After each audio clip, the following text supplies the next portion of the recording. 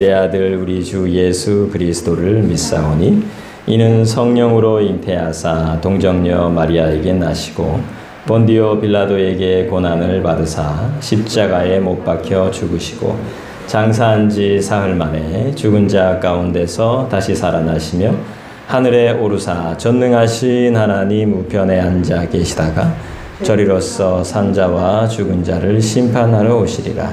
성령을 믿사오며 거룩한 공예와 성도가 서로 교통하는 것과 죄를 사하여 주시는 것과 몸이 다시 사는 것과 영원히 사는 것을 믿사옵나이다.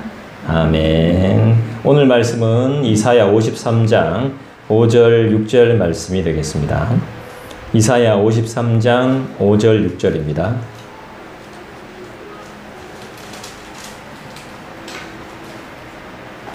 같이 큰 목소리로 읽어봅니다. 이사야 53장 5절 6절입니다. 같이 읽습니다. 시작. 그가 찔림은 우리의 허물 때문이요 그가 상함은 우리의 죄악 때문이라. 그가 징계를 받음으로 우리는 평화를 누리고 그가 채찍에 맞음으로 우리는 나음을 받았도다.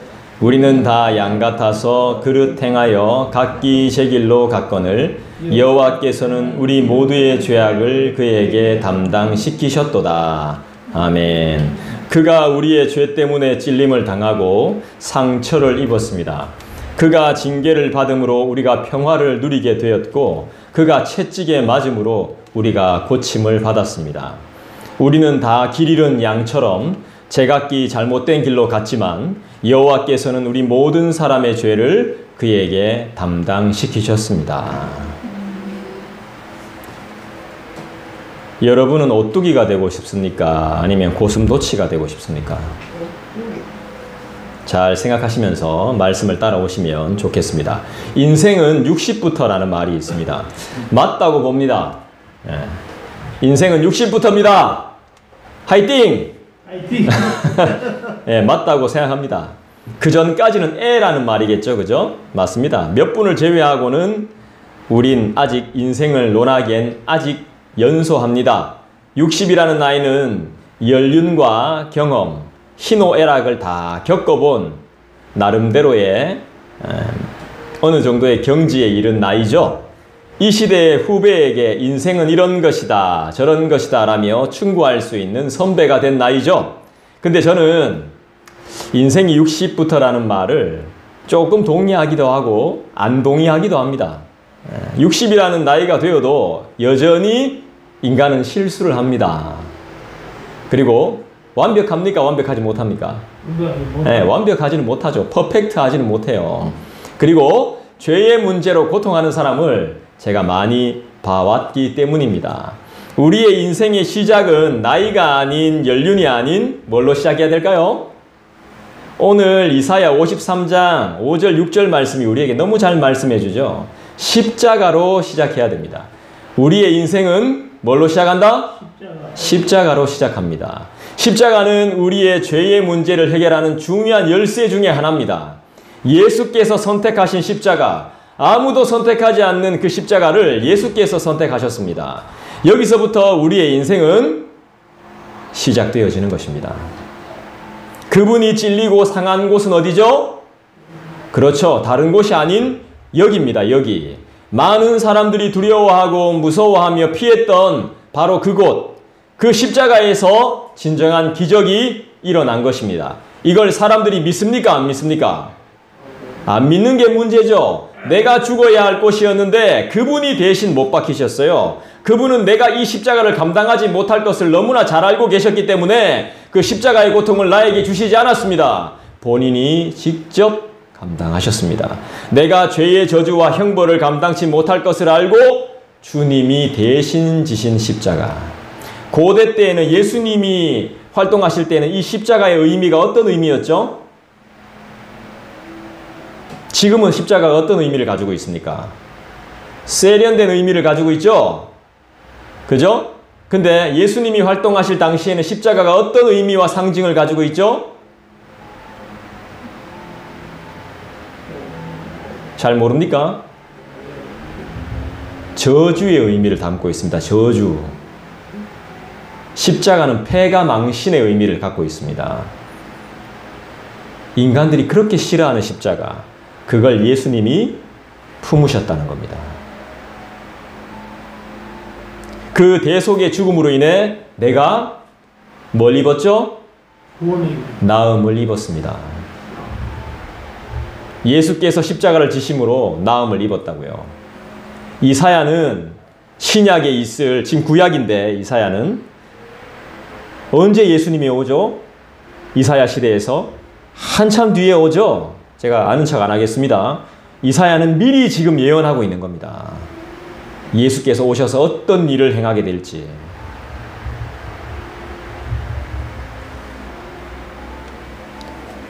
우리가 나음을 입어서 살아갈 힘을 얻은 거예요.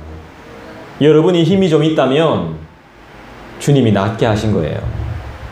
여러분들의, 저와 여러분의 고통을 대신 지시고 낫게 하신 것인 줄 믿습니다. 여러분은 십자가를 어떻게 생각하십니까? 성경은 예수께서 지신 이 십자가를 어떻게 말씀할까요? 한번 찾아볼까요? 성경이 어떻게 그 십자가를 평가하는지. 고린도전서를 찾아보죠. 263쪽. 신약 성경 263쪽 고린도전서 1장이에요.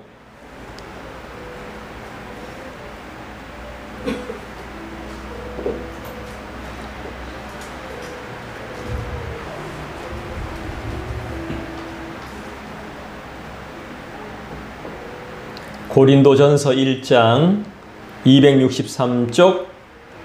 제가 이야기하는 이 성경 구절들은 여러분이 잘 줄쳐놓고 색깔별로 줄쳐놓고 표시해 두시면 나중에 성경을 읽었다는 표가 나요. 잘 찾아서 기록해 놓으면, 여기 표시해 놓으면 참 유익하겠죠. 고린도전서 1장 18절을 볼까요? 자, 우리 한번 여러분들이 다 같이 읽어 주시겠습니까? 시작. 십자가의 도가 멸망하는 자들에게는 미련한 것이요 구원을 받는 우리에게는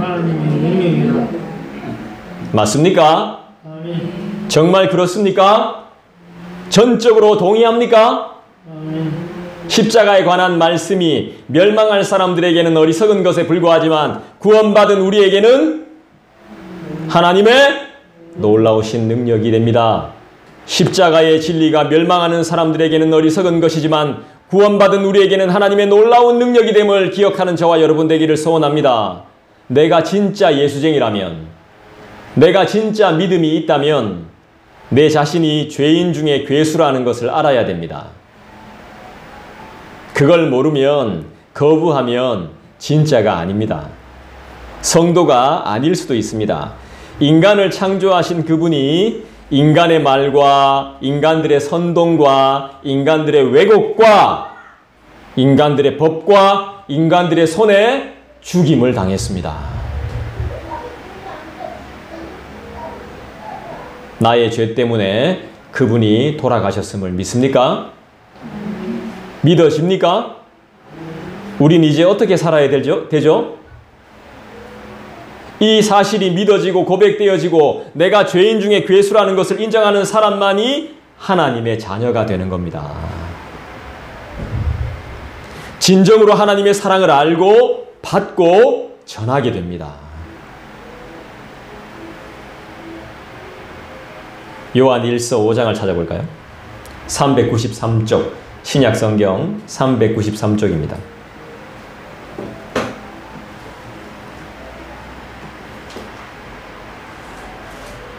요한 1서 5장 393. 요한 1서 5장 3절. 여러분들 읽어주시겠습니까? 시작. 하나님을 사랑하는 것은 이것이니 우리가 그의 계명들을 지키는 것이라. 그의 계명들은 무거운 것이 아니로다. 하나님을 사랑하는 것은 뭐?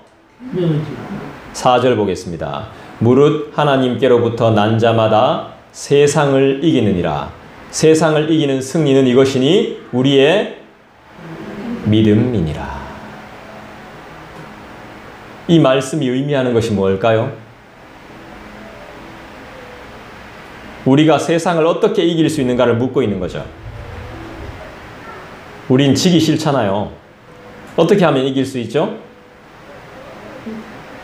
그렇죠. 어떻게 우린 이 세상을 살아야 하고 어떻게 해야 이길 수 있냐 이 말이죠. 믿음이죠. 믿음. 세상을 이기는 것은 믿음뿐입니다. 주님 분명히 말씀하셨습니다. 저는 정말 누군가를 이기고 싶었고 복수하고 싶었고 인정받고 싶었습니다. 그런데 그 마음들과 욕망들 때문에 오히려 저에게 돌아오는 것은 인정이 아니라 의심뿐이었고 배반과 배신뿐이었습니다. 그분을 향한 믿음이 상실되면 승리는 모래알이 되고 맙니다. 내 삶 속에 믿음이 배제되면 나는 하나님의 자녀가 아닐 수 있습니다. 우리는 수많은 역전과 역설 속에 삽니다. 수많은 왜곡들 속에 살고 부분들 속에 살고 있습니다. 세상 속에서의 십자가는 그냥 목에 거는 장식품 정도에 불과합니다. 부분이죠, 부분. 우리를 지키는 부적과 같은 수호신이죠. 부분. 십자가 걸고 다니면 예수쟁이 같죠? 부분입니다. 부분. 전체가 아닙니다. 영화 속에서는 드라큘라나 때려잡는 무기로 사용될 뿐입니다.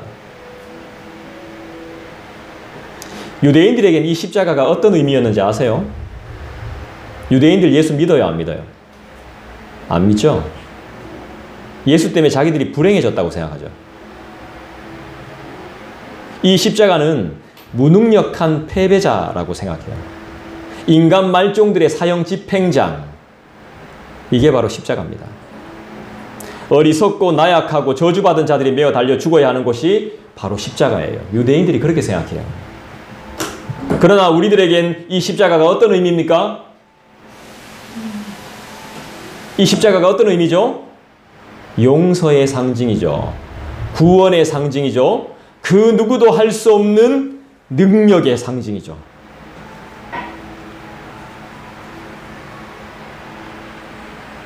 비록 그 십자가의 길이 고난의 길이라고 할지라도 하나님의 무서운 심판과 진노를 넘어가는 믿음의 길이 십자가의 길인 줄 믿습니다. 여러분, 십자가가 없는 인생들은 정말 사소한 일에 목숨 겁니다. 별것도 아닌 일에 목숨 걸어요. 십자가가 없는 인생들은. 왜 그럴까요? 종말의 때를 알지 못하기 때문이죠. 지금이 어떤 시대인지 모르기 때문입니다. 천년 만년 살 것이라는 착각 때문이죠. 한마디로 어리석고 미련하고 게으르고 나태하고 생각할 줄 모르기 때문에 그렇게 사는 겁니다. 여러분, 저는 지금 교리와 신학을 말씀드리는 것이 아닙니다. 교리와 신학을 이야기하는 걸 정말 좋아하지만 그 이야기하는 게 아니에요. 저는 생활과 삶을 이야기하는 것입니다. 사상과 신앙과 교리와 지식과 역사와 신학을 떠나서 지금 저는 삶과 생활을 이야기하고 있는 거예요. 저와 여러분의 삶을 한번 잘 생각해 보세요. 오늘이 무슨 날이죠?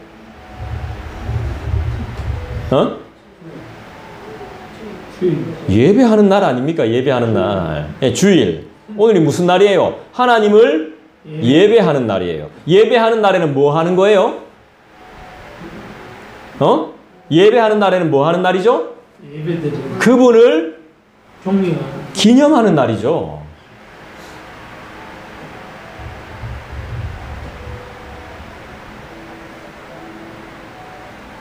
결혼 기념일이나 생일이나 절기보다 더 중요한 날이 오늘입니다, 여러분. 오늘이에요. 오늘이 중요한 날이에요. 믿음은 생활이고 신앙은 삶이에요. 생활과 삶으로 예배하는 거예요. 우리들은 그렇게 사는 사람들인 거예요. 저도 인간이기 때문에 여러분 이해 못하는 거 아니에요. 저도 쉬고 싶어요. 때로는 교회 오기 싫을 때도 있어요. 빨리 끝내고 가고 싶어요. 저도 오래 하는 거 싫어요. 여러분만 그런 게 아니라 저도 그래요. 힘들단 말이에요. 쉬고 싶습니다. 꼼짝하기 싫을 때도 있습니다. 혼자 있고 싶다 이 말이죠. 말하기 싫고 애들이 막 조심성 없이 막 분주하게 할 때는 막 신경 쓰기 싫을 때가 있어요. 근데도 움직여요. 왜죠? 내가 봤으니까. 신경을 써야 되니까.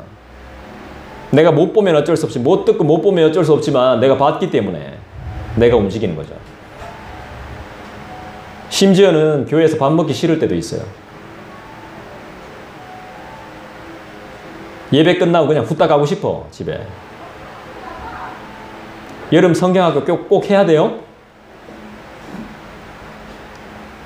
전도 행사 꼭 해야 됩니까? 다음 주에 전도 해야 되는데 꼭 해야 됩니까? 저도 교회 자질구레한 거 싫어. 책이랑 탁자랑 의자랑 마음에 안 들어. 전부 다. 싹 다 버리고 싶어.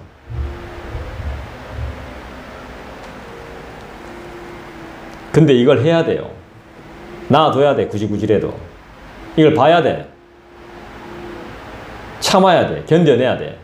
푹푹 썩어야 돼.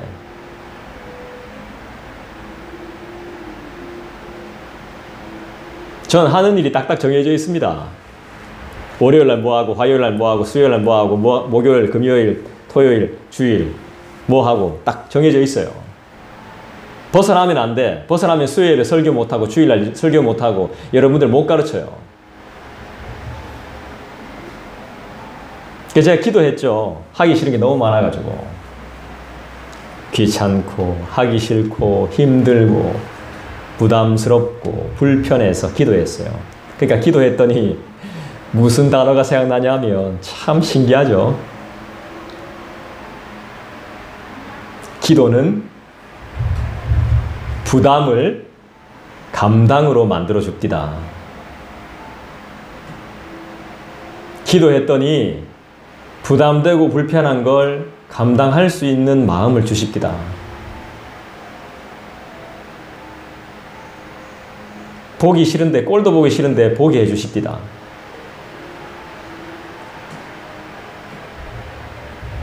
신기하죠? 부담이 감당으로 바뀌는 놀라운 역사.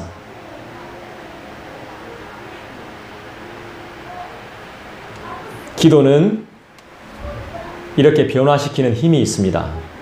여러분, 기도합시다. 제가 기도 프로그램을 제공하지는 못하지만 중요성을 충분히 제가 말씀드렸습니다. 스스로 한번 해봅시다. 저의 유익이 아니라 여러분의 유익이 될 겁니다. 그래서 제가 상담하시는 분께 저의 사정을 말씀드리고 상담을 했더랬죠. 재작년일 겁니다. 솔직하게 다 이야기했습니다. 저의 상황과 문제를 전부 다. 그땐 최악이었으니까. 그분은 저의 많은 것을 알고 계십니다. 저의 사정, 교회의 사정에 대해서 전부 다 알고 계세요. 그리고 지금 저를 안 봐요.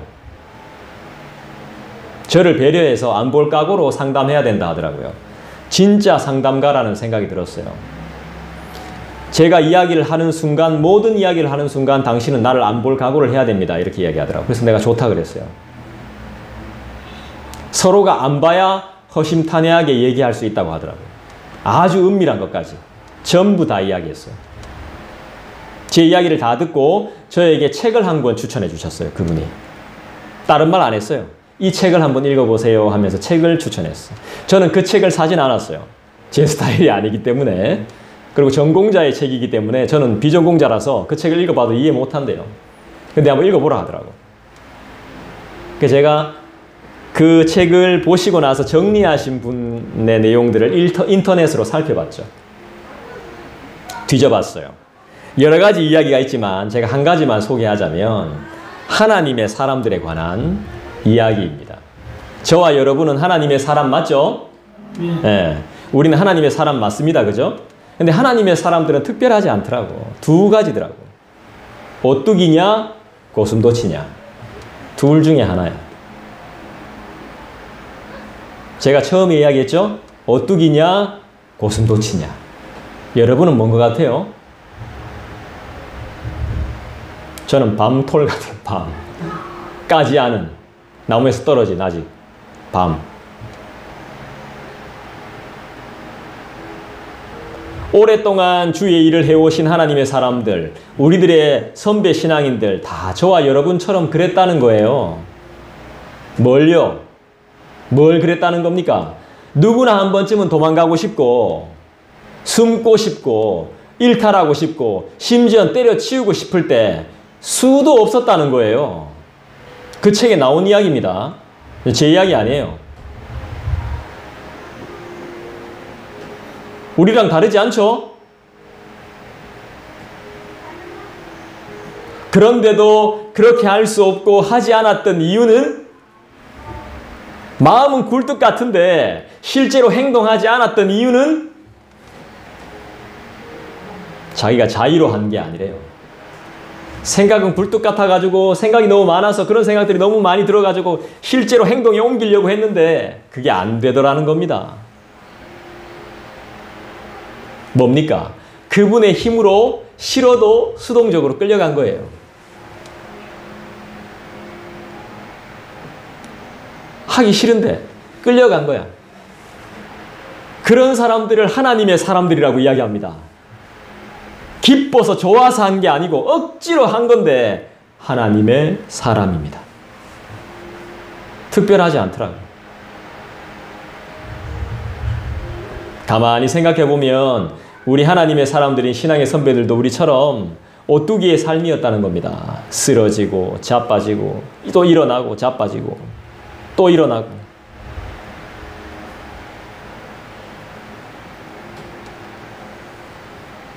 여러분, 내가 하려고 하면 반드시 막힙니다. 상처를 받습니다. 공격을 받게 돼요. 원하지 않는 고난을 당하게 됩니다. 못 믿겠다고 배신당하는 경우도 있습니다. 그래서 우리는 주님과 함께 동행하셔야 됩니다. 주님과 동행하고 함께 하셔야 그 고난이 복잡한 생각과 삶을 단순하게 만듭니다. 고난이 반드시 나쁜 것만은 아니더군요. 고난은 삶을 일순간에 정리해버려요. 고난과 고통이 딱 오니까 다른 것들은 생각이 안 나요. 이 문제 하나 때문에. 문제가 하나 탁 발생하니까 이걸 해결해야 되기 때문에 다른 잡생각들이 안 나요. 저절로 정리가 돼요. 하나님이 고난을 주시는 이유가 있더만요. 필요 없는 것들 다 가지치게 되더라고요.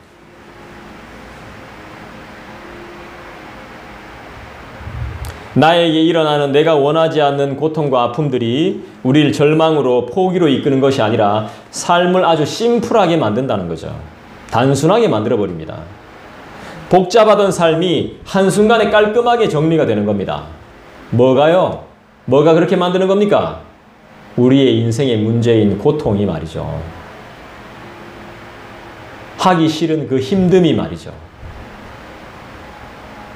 고통을 겪었더니 힘들다는 것을 통과시켜서 심지어는 마음도 깨끗해지고 순결해지고 변화가 일어나더라는 거죠. 체면도 그때는 중요한 게 아니더만요.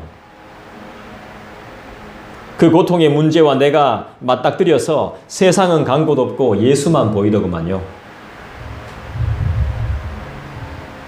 그리스도를 만나면 내 삶이 변합니다. 성령이 임합니다. 성령은 변화의 영입니다. 내가 변하면 내 가정이 먼저 변화됩니다. 내가 변하면. 내 새끼도 변하고요. 내 주변 환경도 달라집니다. 지금 내가 고통하고 있다면 내가 달라지지 않았다는 증거입니다. 그러면서 다른 사람이 변하길, 뭔가를 해주길 기다리고만 있더라는 거죠. 내가 변하면 세상은 달라져요. 우리의 신앙은 여기서부터 출발하는 겁니다. 그 변화의 중심이 십자가를 생각하는 것입니다. 내가 달라지지 않으면 모든 것이 짜증스럽고 귀찮고 병납니다. 그건 지옥보다 더한 죽음의 길이죠. 약도 없는, 소망 없는, 끝이 없는 길입니다. 오늘 이사야 본문 말씀은 우리 기독교의 핵심이 되는 말씀입니다. 제가 늘 이야기할 때마다 핵심이 되는 말씀이라고 이야기하는데 이것도 핵심이에요. 진짜 중요한 오늘 이사야 본문 말씀은 정말 중요한 내용입니다. 왜냐하면 이 말씀을 어떻게 해석하는가에 따라 내가 기독교인이냐 유대교인이냐가 결판이 나기 때문입니다. 이 말씀을 유대교는 어떻게 해석하고 기독교는 어떻게 해석하는 겁니까? 딱 갈라지게 돼 있어요. 이 말씀을 통해 가지고. 이 말씀이 유대교와 기독교를 딱 갈라지게 만듭니다. 우리 이사야서 53장 5절 6절을 한 번 더 읽어볼까요? 여러분 한번 읽어주시겠어요? 시작. 그가 찢으면 우리의 공을 때문이요 그가 참은 우리의 죄악 때문이라. 그가 징계를 받음으로 우리는 평안을 그가 시집에 맞음으로 우리는 마음을 풀었다. 우리는 다 받아서 저 등하여 객지 배우고 살뿐 여호와께서는 우리 모두의 죄악을 저에게 담당시켰다. 아멘. 여기서 말하는 그가 누굽니까? 수시로 그가 나오는데 그가 찔리고 그가 상처받고 그가 징계를 받고 그가 매를 맞고 그가 누굽니까? 예수님. 그렇죠. 우리는 예수님으로 알고 있죠. 우린 틀림없는 예수교가 맞습니다. 아멘. 하지만 유대인들은 예수로 안 본다는 거예요. 그를. 그럼 누구로 볼까요? 아니에요. 고통하는 이스라엘 백성들로 봅니다. 그를. 그리고 나아가서 고통받는 자기 자신으로 봅니다. 그렇게 성경을 해석합니다. 맞습니까? 틀립니까? 틀렸습니다. 다른 정도가 아니라 완전히 틀린 겁니다. 유대인들이 신약을 정경으로 인정하지 않는다는 것이 분명히 드러나죠. 예수 안 믿는다는 것이, 유대인들은 예수를 거부한다는 것이 분명히 드러나요. 근데 뭐 유대인 뿐이겠습니까? 예수 안 믿는 사람들이. 예수를 메시아로 인정하지 않는다는 것이 분명히 드러나고 있죠. 여러분, 이런 성경 해석이 생각보다 많다는 겁니다. 오늘은 한 예로 이사야만 이야기하지만 잘못된 성경 해석, 부족한 성경 해석, 다른 성경 해석을 하는 곳이 실제로 있다는 말이에요.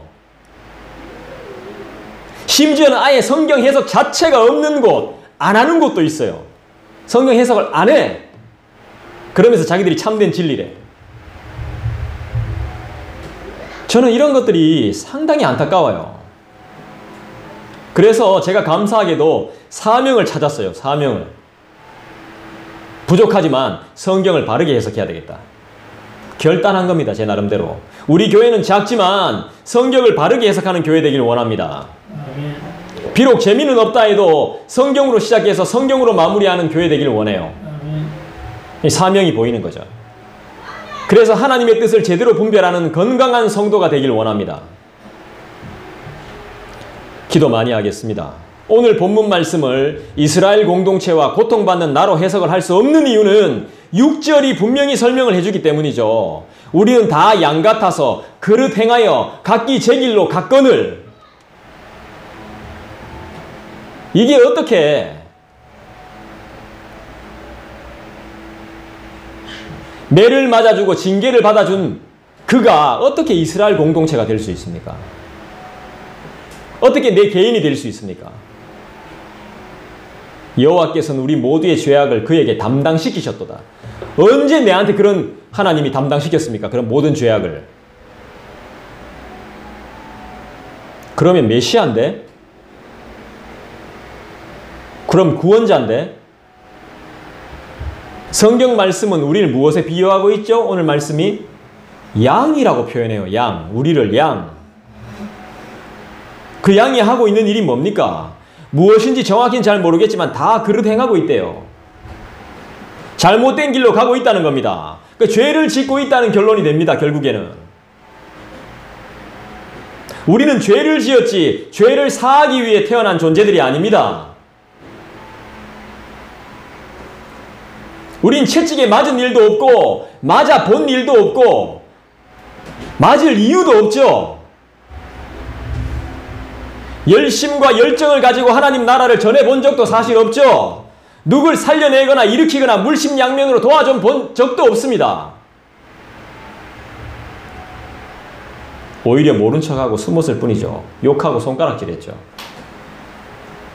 나서지 않았죠. 아이고 자식 처음부터 가지 말아야 될 곳을 안 갔어야지 나처럼 이렇게 생각했죠. 그런데 6절의 의미를 좀 더 깊게 살펴보면 이야기는 달라지죠. 양은 어떤 존재? 양은 나쁜 존재가 아니에요. 그릇 행할 수밖에 없어. 왜? 주인이 필요하잖아. 양은 주인이 필요해. 이끄는 자가 필요하다고요. 그런데 인도를 안 받겠다는 거죠. 도움 개나 주라는 거죠. 필요 없다는 겁니다. 제가 너무 원색적으로 말씀드리나요? 우리 다 그래요. 우리 안에 도움 필요 없다는 거예요. 자기의 주제를 모르는 겁니다. 인도와 도움이 필요 없다는 것입니다. 자기가 양인지 염소인지 모르는 거예요. 예수님이 한 비유 중에 염소와 양의 비유 있죠. 누가 구원받죠? 양이 구원받습니다. 여러분들은 누굽니까? 도대체 정체가 뭡니까?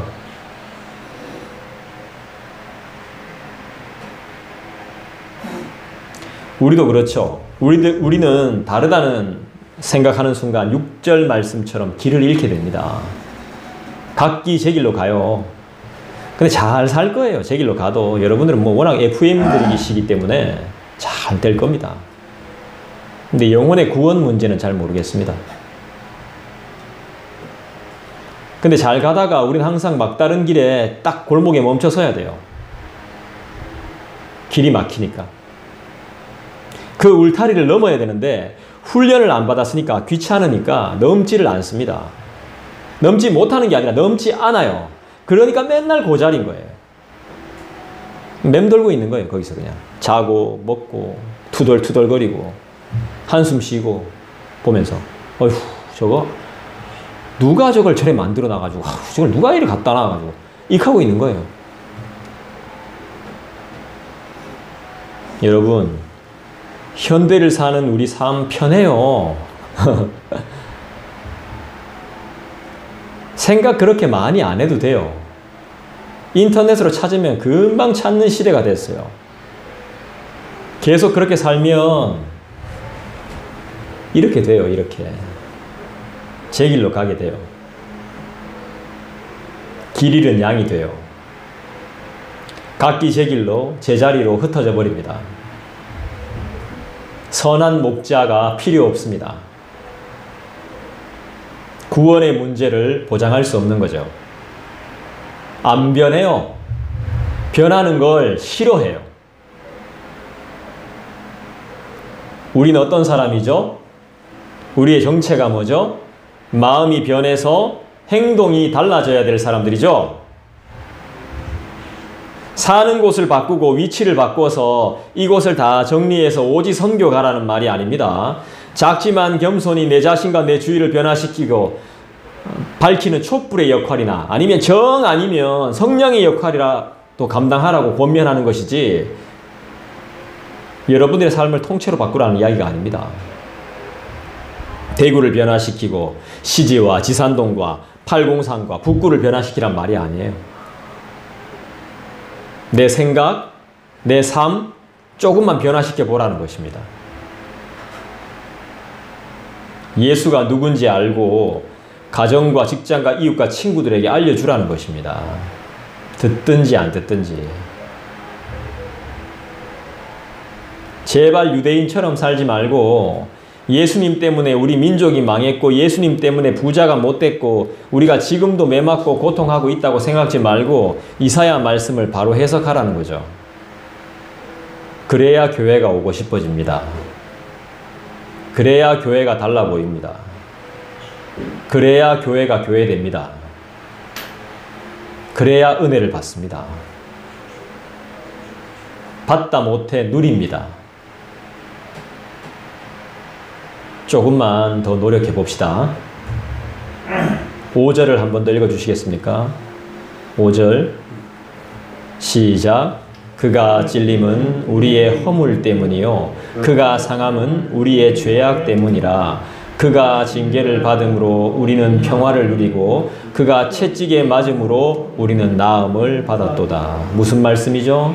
그렇죠. 이 말씀은 지금 십자가를 예언하고 있는 말씀이에요. 알겠죠? 십자가를 통해 일어날 일들을 말하고 있는 성경 말씀이죠. 예수님은 로마 군병들과 무리들의 멸시와 조롱을 다 받으셨어요. 후에 사형장으로 자신이 못 박힐 십자가를 직접 지고 갑니다. 예수님은 자기 몸의 무게보다 더 무거운 십자가를 지고 골고다 언덕을 힘겹게 올랐습니다. 큰 망치와 굵은 대못이 이미 준비되어져 있었습니다. 그리고 예수님을 빨가벗겼습니다. 수치스럽게. 그리고 십자가에 눕혀 놓습니다. 로마 군병들은 예수님의 팔과 다리를 움직이지 못하게 고정시킵니다. 그리고 머리카락을 막 움켜잡았겠죠. 욕지거리 하면서. 로마 군병은 망치를 휘두르면서 예수님의 팔목과 발목에 굵은 대못을 박습니다. 예수님의 손목과 발목은 으스러졌겠죠. 예수님의 얼굴은 고통으로 일그러집니다. 사지가 뒤틀리고 온몸에 경련이 일어날 겁니다. 저는 당해보진 않았지만 피가 분수처럼 솟구치고 피 비린내가 사방에 진동했을 겁니다. 예수님은 십자가에서 물과 피를 다 쏟았습니다. 예수님이 죽자 로마 군병이 창으로 예수님의 옆구리를 찔러서 죽은 것을 확인합니다. 예수님의 옆구리에서는 또 물과 피가 쏟아졌습니다. 예수님께서 왜 목과 창과 가시에 찔리고 온몸에 상처를 받으셨습니까? 말씀에 그대로 예언되어 있기 때문이죠. 그 예언을 예수님이 몸소 직접 성취하셨죠. 왜요? 아니 왜 이런 고통을 당하셨습니까? 누가 당해달라고 사정했습니까? 사랑, 그놈의 사랑 때문입니다. 우리 주님은 사랑에 완전히 눈이 멀어버렸어요. 너무 사랑해가지고 이 방법 아니면 안 되니까 우리한테 가망이 없으니까 말입니다. 우리의 허물이 사해지려면, 없어지려면, 용서되려면 이 방법밖에는 없으니까. 아니면 우리가 이 꼴을 당해야 되니까. 예수님은 우리의 허물 때문에 그 험한 십자가를 지셨고 또 우리의 죄악 때문에 대목과 군병의 손찌검과 채찍과 창으로 상함을 입으셨습니다. 우리는 누구나 허물과 죄악이 있습니다. 허물은 그릇된 일, 바르지 못한 죄악이나 흉을 말합니다. 어떤 사람은 아침에 일찍 일어나지 못하고 방안을 뒹구는 게으름의 허물들이 있죠. 다른 사람을 전혀 배려하지 못하는 자기밖에 모르는 행동으로 다른 사람에게 상처를 많이 남기는 그런 허물이 있습니다. 그런 자기중심적인 개인적인 허물이 이기적인 허물을 가지고 있는 사람들 많습니다. 또한 건망증이 너무 심해가지고 돈을 빌렸는지 내일이 시험인지 뭘 해야 되는지 알지 못하는 그런 누추한 허물들도 있습니다. 사람들의 눈치 보느라고 분명히 행하지 못하는 우유부단한 성격으로 고통하는 사람도 있습니다. 예수님은 이런 단순한 허물로 인하여 찔리셨습니다. 또 우리에겐 죄악도 있습니다. 정욕의 죄악으로 다른 사람에게 상처를 주고 자기 자신도 괴로워하는 그런 허물이 있습니다. 불신으로 인해서 부정적인 생각 가운데 살아가는 그런 허물 가진 사람도 많습니다. 미움으로 자신도 악한 영에 시달리고 다른 사람들의 삶을 황폐케 하는 그런 허물도 있습니다. 교만으로 다른 사람 철저하게 무시하며 다른 사람의 마음과 감정을 상하게 하는 그런 허물도 있어요. 우리한테는. 중풍병자와 같이 불평과 무기력과 죄악 가운데 살아가는 허물도 많아요. 지나친 욕심으로 감사하기보다는 원망하고 불평하는 사람, 그런 사람 많아요. 하나님보다 세상과 자기를 사랑해서 하나님의 마음에 못을 박는 사람 지금도 있어요. 사람들은 하나님 멸시하고 죄를 가볍게 생각하고 함부로 죄 짓죠. 죄를 오락이나 취미로 생각하고 죄를 즐기죠. 나만 그런가? 다 그런 거지 뭐. 죄를 합리화하죠. 그러나 우리는 예수님의 십자가를 통해서 죄의 심각성을 알게 되었죠. 죄의 싹은 뭡니까? 사망이죠.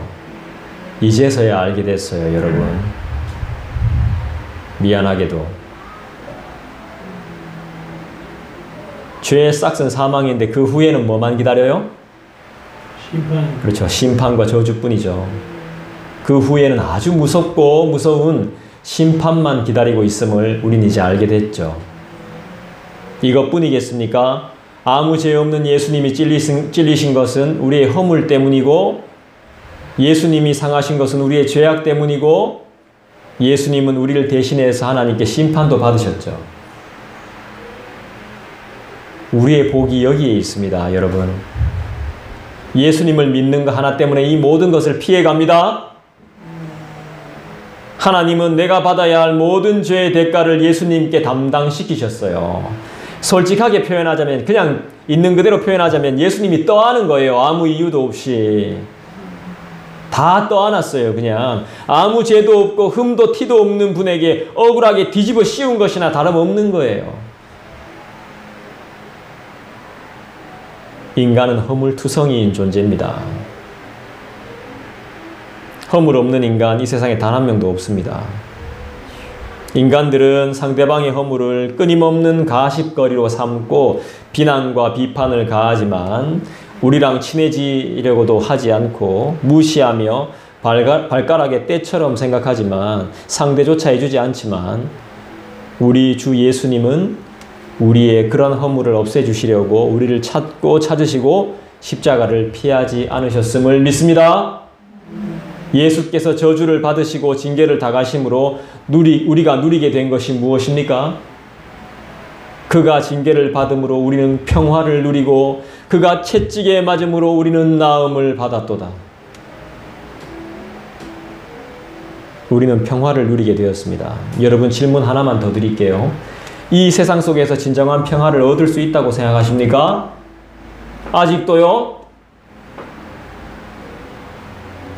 세상의 것들로 내가 진정한 평화를 누리며 살 수 있다고 생각하신다면 예수님을 믿을 필요가 없죠? 자기 자신을 믿으면 됩니다. 이미 지난주에 요한복음 14장 말씀을 통해서 우리는 배웠습니다. 이 세상은 평강과 평안이 없다는 것을 우리는 분명히 배웠죠. 평안을 너희에게 끼치노니 곧 나의 평안을 너희에게 주노라. 내가 너희에게 주는 것은 세상이 주는 것과 같지 않다. 내가 너희에게 주는 평안은 세상이 주는 것과 같지 아니하노라. 평화를 누리게 된 우리는 누가 우리의 삶의 길인지 진리인지 생명인지를 알게 되었습니다. 요한복음 14장이 그걸 가르쳐 줍니다. 길과 진리, 생명을 생생하게 보여주는 장이 요한복음 14장입니다.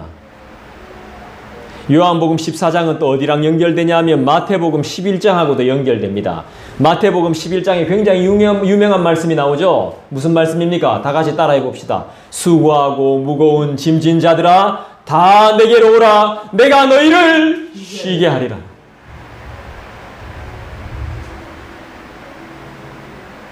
제가 아파 보니까, 내가 병원 신세 좀 져보니까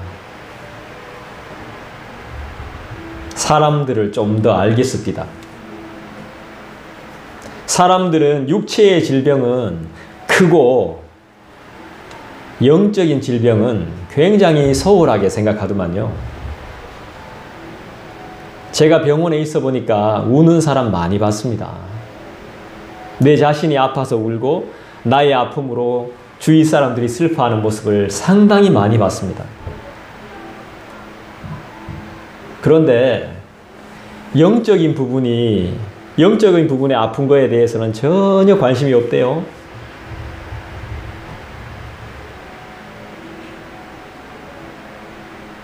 드라마를 하나 쇼츠로 봤는데요. 옛날에는 이제 노예가 있었잖아요. 남자가 주인이면 여종들이 많잖아요. 그 남자 주인이 여종을 검탈하잖아요. 그래가지고 그걸 뭐 신고한 모양이에요. 그래가지고 남자 주인이 열받아가지고 이 여종 때려 죽인다고. 막 그런 상황이었어요. 어디 감히 여자 주제에 주인한테 수종 못 들망정 딴 데 일러 바치고 다닌다고 때려 죽이겠다고 하는 상황이었어요. 이미 많이 쥐어 터졌어요. 입술 터지고 손가락 다치고 뭐 이런 상황이었어요. 결정타를 한 방 날리려고 하는데 여왕인가가 나타나요. 여왕이겠죠? 여왕이 뭐라 카노 그걸 공주 위에 나타나. 그래서 탁 막아. 못하게 해요. 남자 주인을 막 뭐라 해. 그 종의 주인을 막 뭐라 합니다. 함부로 대하지 말라고 막 뭐라 하고 벌 주고 이 여자가 당한 것처럼 이 남자한테도 똑같이 합니다. 그런데 갑자기 이 검탈당한 여인이 그런 말을 해요. 하지 마세요. 우리 주인을 그렇게 막 이렇게 때리지 마세요. 우리 주인을 그렇게 하지 마세요. 왜 그렇게 말할까요? 당신이 가고 나면 내가 또 주인한테 당할 고통을 내가 감당 못하니까 더 이상 그렇게 하지 말라고. 왔다가 가지 말라고. 왔다가 이렇게 일 벌려놓고 가지 말라고. 나는 감당 못한다고 이제. 맞죠? 이 새끼 반 죽이고 나면 이 당한 여자는 더 큰 험한 꼴 당할 거 아닙니까?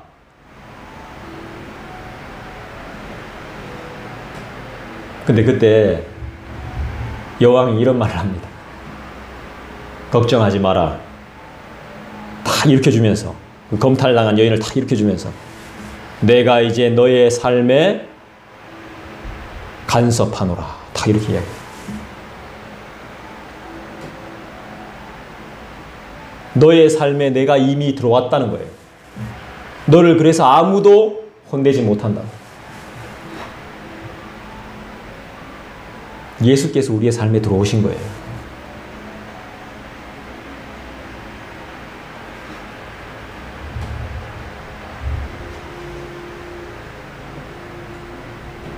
육체의 질병은요, 약을 먹고 병원에서 수술하면 고칠 수 있는 병이 대부분이죠. 하지만 영적인 질병은 병원에서 약을 먹어도 안 됩니다. 절대로 고칠 수 없는 병이 영적인 병입니다. 그분이 나의 삶에 개입됐다는 걸 인정하지 못하는 병. 내가 그걸 위해 왔노라 하는 말을 믿지 못하는 병. 그러나 예수님은 우리의 육체의 병도 영적인 병도 모두 짊어지시고 십자가에 죽으셨음을 믿습니다. 우리의 병 때문에 죽으신 예수를 사람들은 예수가 하나님께 벌을 받는다고 생각했습니다. 나무에 달린 것은 저주받은 거라고 생각하기 때문이죠. 그런 말이 있기 때문입니다. 나무에 달린 자는 저주받는다. 십자가는 나무잖아요. 거기에 달린 자는 하나님께 저주를 받는 것이다. 인간은 이렇게 멍청합니다. 자신이 똑똑한 줄 알지만 멍청해요. 그 십자가를 안 보면 다 죽어요. 십자가가 우상이 될 필요는 없지만 그 십자가의 길을 가지 못하면 다 죽습니다. 지옥 간다 이 말입니다. 육체의 병이든 영적인 병이든 모두 예수께 치료함을 받을 수 있다는 믿음을 가지시기를 주님의 이름으로 부탁합니다. 출애굽기 15장에 보시면 너희가 너희 하나님 나 여호와의 말을 들어 순종하고 내가 보기에 의를 행하며 내 계명에 귀를 기울이며 내 모든 규례를 지키면 내가 애굽 사람에게 내린 모든 질병 중 하나도 너희에게 내리지 아니하리니 나는 너희를 치료하는 여호와임이라. 출애굽기 15장 26절의 핵심이 뭡니까? 나는 너희를 치료하는 여호와임이라. 여러분, 죄가 뭡니까? 병입니다. 병. 치료받아야 될 병입니다. 하나님은 그렇게 생각하십니다. 우리는 죄인을 때려 죽여야 속이 시원하죠. 철저하게 무시하고 밟아야 속이 시원하죠. 복수해줘야 되겠죠? 그래서 많은 사람들이 탄원을 올리고 활동도 못하게 만들고 병신 만들어 놓죠? 아닙니다. 하나님은 죄를 그렇게 대하지 않습니다.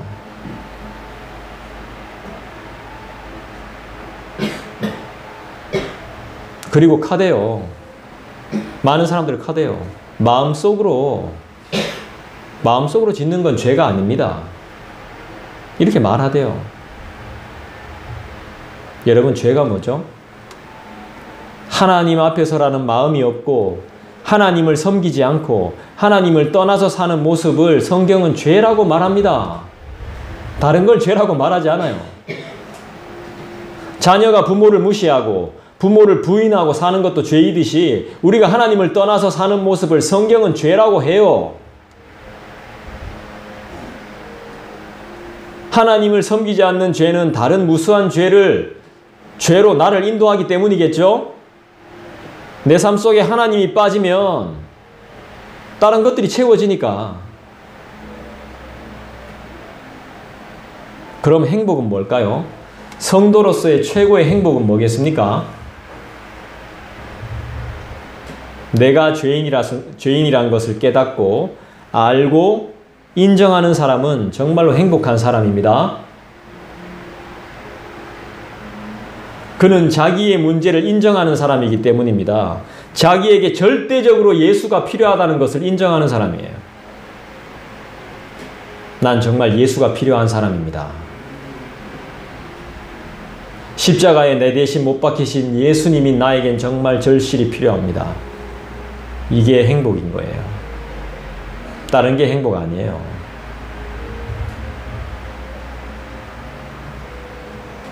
여러분의 문제를 스스로 해결하려고 하지 마세요. 교회의 문제를 내가 해결할 수 있다고 착각하지 마세요. 교회는 그런 곳이 아닙니다. 문제에 스스로를 붙이는 순간부터 더 많은 괴로움에 시달리게 될 겁니다. 왜 그렇죠? 하나님 우리 아버지는 네가 무슨 일 했냐고 묻지 않아요. 너 뭐 하다 왔어? 이렇게 묻지 않습니다. 너 무슨 일 했어? 이런 거 안 물어요. 우리 하나님은 뭐라고 묻는지 아세요? 너 누구냐는 거예요. 내 앞에 서 있는 너 도대체 누구냐는 겁니다. 거기에 관심 있지 우리가 무슨 일을 하는지 관심 없어요.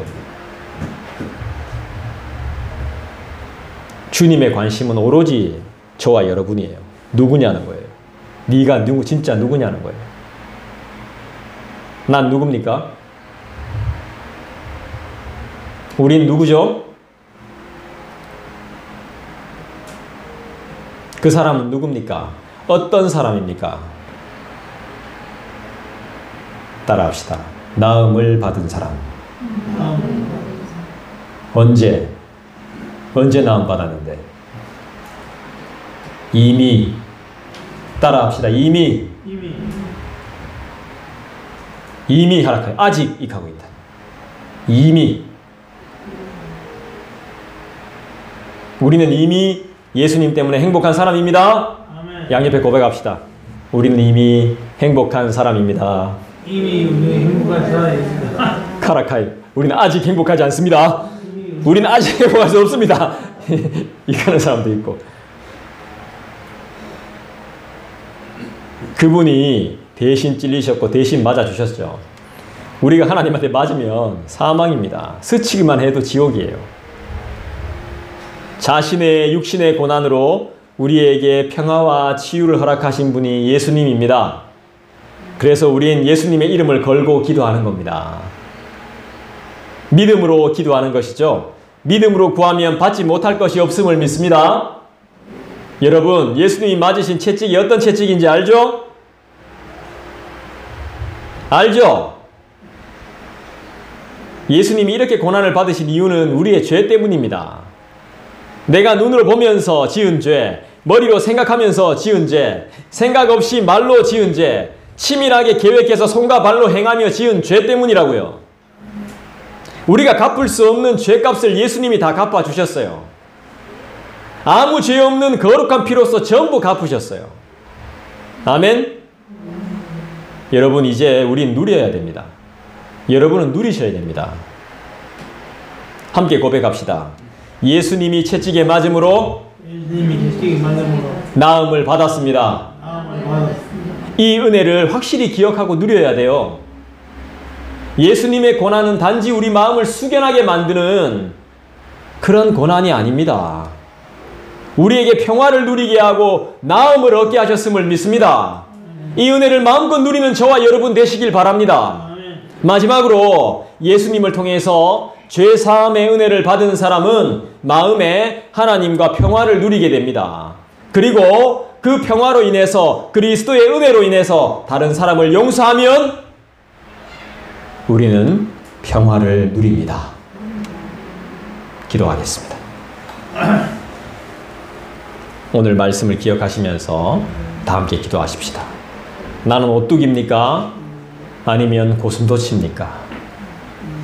내 마음에 하나님이 주시는 진정한 평화가 있습니까? 그 평화를 누리고 나음을 얻게 하신 예수님이 내 안에 살아 계십니까?